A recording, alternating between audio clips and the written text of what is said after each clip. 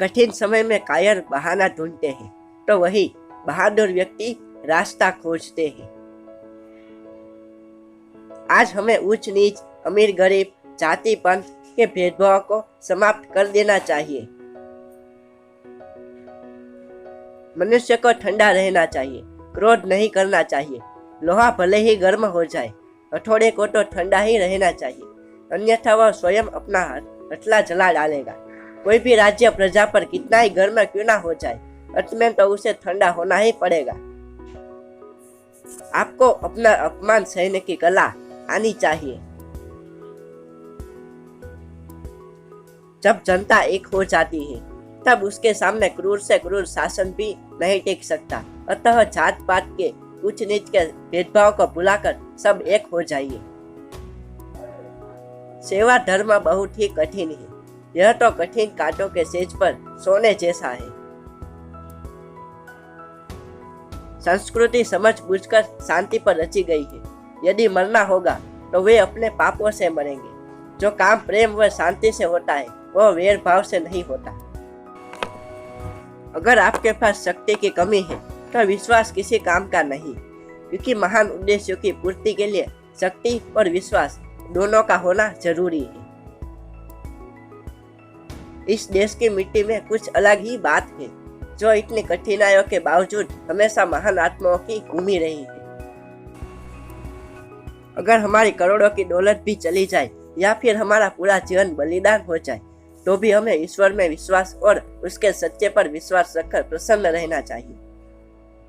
उतावले उत्साह से बड़ा परिणाम निकल की आशा नहीं रखनी चाहिए। स्वतंत्रता प्राप्ति के बाद भी यदि परतंत्रता की दुर्गंध आती रहे तो स्वतंत्रता की सुगंध नहीं फैल सकती। कर्तव्यनिष्ठ पुरुष कभी निराश नहीं होता। अतः जब तक जीवित रहे और कर्तव्य करते रहे तो उसमें पूरा आनंद मिलेगा। कठोर से कठोर हृदय को भी प्रेम से वश में किया जा सकता है। प्रेम तो प्रेम है। माता को अपना काना कुबड़ा बच्चा भी सुंदर लगता है और वह उससे असीम प्रेम करती है।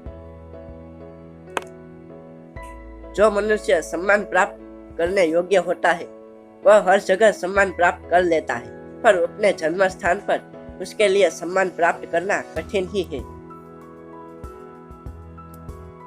त्याग के मूल्य का तभी पता चलता है जब अपनी कोई मूल्यवान वस्तु छोड़नी पड़ती है।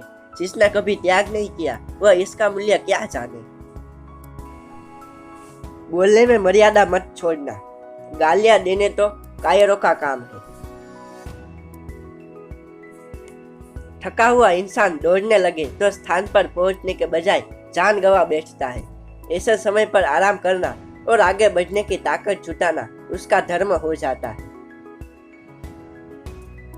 प्राण लेने का अधिकार तो ईश्वर को है। सरकार की तोप या बंदूकें हमारा कुछ नहीं कर सकती। हमारी निर्भयता ही हमारा कवच है। ज्यादा बोलने से कोई फायदा नहीं होता है, बल्कि सबकी नजरों में अपना नुकसान ही होता है।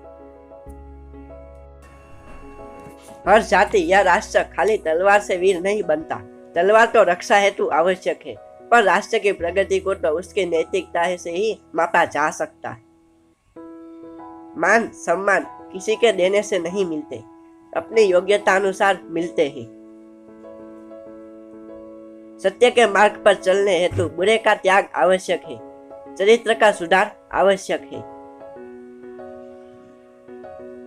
सत्ताधीशों की सत्ता उनकी मृत्यु के साथ ही समाप्त हो जाती है, पर महान देशभक्तों की सत्ता मरने के बाद काम करती है। अतः देशभक्ति अर्थात देश सेवा में जो मिठास है वह और किसी चीज में नहीं।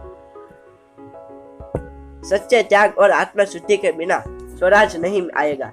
आलसी इस आराम में लिप्त के लिए स्वराज कहाँ। आत्मबल के आधार पर खड़े रहने के ही स्वराज्य करते हैं। शारीरिक और मानसिक शिक्षा साथ साथ दी जाए, ऐसी व्यवस्था होनी चाहिए। शिक्षा इस तरह की हो जो छात्र के मन का, शरीर का और आत्मा का विकास करे। सेवा करने वाले मनुष्य को विनम्रता सीखनी चाहिए। वर्दी पहनकर अभिमान नहीं, विनम्रता आनी चाहिए। दुख उठाने के कारण प्रायः हमें कटुता आ जाती है, दृष्टि संकुचित हो जाती है और हम स्वार्थी तथा दूसरों की कमियों के प्रति असहिष्णु बन जाते हैं। शारीरिक दुख से मानसिक दुख अधिक बुरा होता है। जीवन में जितना दुख भोगना लिखा है उसे तो भोगना ही पड़ेगा, फिर व्यर्थ में चिंता क्यों करना। प्रजा का विश्वास राज्य की निर्भयता की निशानी है। और ऐसे ही सफल इंसानों के विचारों को सुनने के लिए हमारे चैनल को सब्सक्राइब करें। Thanks for watching this video.